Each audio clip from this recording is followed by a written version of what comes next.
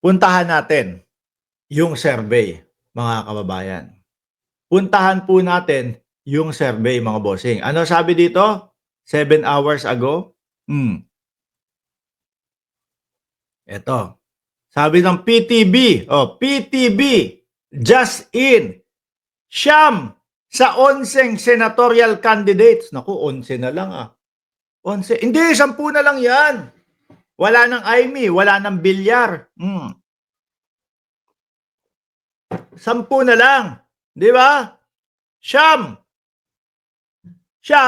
sa 11 senatorial, sabi dito candidates ng alyansa para sa bagong Pilipinas, pasok sa top 15 ng WR, Numero National Election Survey.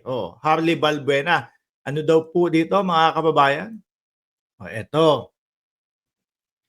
Erwin Tulfo, nasa alyansa ho, mga boss chief amo, sir. No? Number 1, number 2, naglalabanan sila ni Bongo na PDP. Isang PDP, mga kababayan, na puro lugaw lang din po ang ginawa at puro banderitas yung kanyang mga tarpaulin sa kalsada. Nawa kapag panalo mo, Bongo, yung tropa ninyo ang maglinis niyan, no? Number 1, Erwin Tulfo. Number 2, Bongo. Number 3 to 5, Tito Soto. Umakyat yung pangalan. Ano din ho yan? Alyansa din ho yan, mga bossing. Number 3 to 5, Bato de la Rosa din. Yan, dalawa na. Tag-dalawa na ho, mga kababayan, ang pumapasok. Si Bongo at Bato, representative ng PDP. Si Erwin Tulfo at Tito Soto, para naman po sa alyansa. Yung mga sumunod na, alyansa na lahat. Pia Cayetano, alyansa. Ben Tulfo. Alam ko si Ben Tulfo is tumatakbo ng yung kanya lang sarili. Lito Lapid, alyansa. Ping Lacson, alyansa.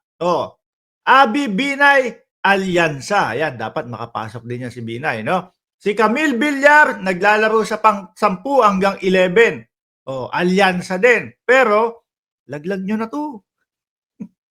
Hayaan yung sagutin nila yung mga problema nila doon sa prime water, no? Si Bong Revilla, alyansa. Si Bam Aquino, pumapasok na, number 12, kakamping, no? Si Aimee Marcos, laglag. 13, 14, 12 lang po ang kukuhanin Kapag ka nandyan ang iyong pangalan, may tulog ka. Manny Pacquiao, ayun din, may tulog. Pero kasama sa 13, 14. Number 15, kakamping po, Kiko Pangilinan. Si Kiko, iangat natin yan, mga bossing. Ako ho etong channel na to, pulang-pula ho. Pula, supporter ni Pangulong Bongbong Marcos. Naniniwala sa gobyerno. Pero ako ho din po ay naniniwala na dapat may opposition pa din ho. Yung tunay na opposition, no? Para kung merong mga nasa gobyerno o nasa side ng administrasyon, merong mga mag-check and balance po. Iangat yan si Kiko Pangilinan. Marcoleta, who? Bakit ganun? Walang Marcoleta. Kibuloy, who? Tingnan nga natin. Anong kulay ba yung kanilang Yung kanilang kulay? Blue, di ba? Tama ba ako? Blue? Marcoleta, wala. Si Panort, wala. Sabi ni Boyet Villegas, Boss Mark, wala si Heidi Mendoza, iboboto ko yan. Kaso wala sa top 5, sa top 12. Malay nyo naman makapasok. Di ba? Ako, binoto ko si Heidi Mendoza, mga kababayan. Violet? Violet pala. Violet. Violet daw yung kanilang kulay. Yung PDP. Si Panort, nasa top 15. Wala. Hindi na pag-uusapan. Si Marcoleta, wala din.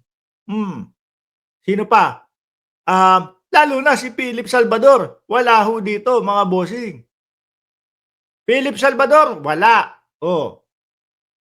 Sino pa? Jimmy Bondoc, wala. Sino pa? Yung dalawa, hindi ko kilala. Wala. Ito si Aimee Marcos na kasama doon sa tubol na sinasabi. Kasi nga, di ba, Duterte sila. tapos yung 8 wala, tapos dagdagan na lang ng 2 at si Amy Marcos yung sinasabi na ipapasok pangalawa. Pero nasa 13 ho, mga kababayan, mahihirapan din ho yun. Depektibo? Wala, sabi ni Ma'am Trixie Villa. Wala ho. Kasi alam ng Pilipino yung kanilang karakas. Ikaw ba naman paulit-ulitin mo? Si Honasan na kumampi din sa kanila, wala. Oh, lalo na po yun mga bossing, si Honasan. 66 po ang tumatakbo sa pagkasenador.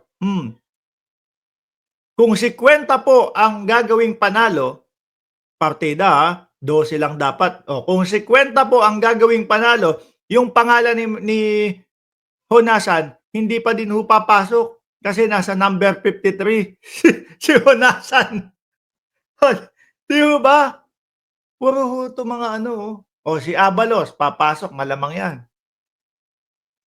Wala. Kasi 'pag pinuntahan mo ho yung mga kanilang campaign rally ho, mga bossing, iisa lang ho ang sinisigaw diyan. Panay ho mga ano, panay lang ho yung bring him home, ano pa, bring him home, tapos sasabihin ni Kitty Duterte, kapag kinalimutan niyo daw ang Duteroten, magkalimutan na tayo.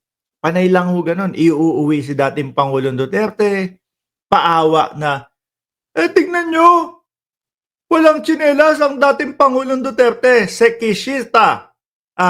Praxedes Alingco, ang hirap basahin ng pangalan mo, shoutout sa'yo. Bobby Mendez, pa-shoutout na Boss Mark. Jaborgs, 37th anniversary. Shoutout sa Jaborgs, 37th anniversary. Yung ranking ni Panort, papunta daw ng South, sabi ni Mark Francis Alcantara. Lalo yun. Balimbing na balimbing yun no? Gumawa pa ng libro, The Kingmaker. Tapos yung kanyang kandidatura, ni hindi man lang humakapasok, miski top 15 lang po, mga kababayan. Naubos ba yung libro nun? O hanggang ngayon, inilalako pa din nila?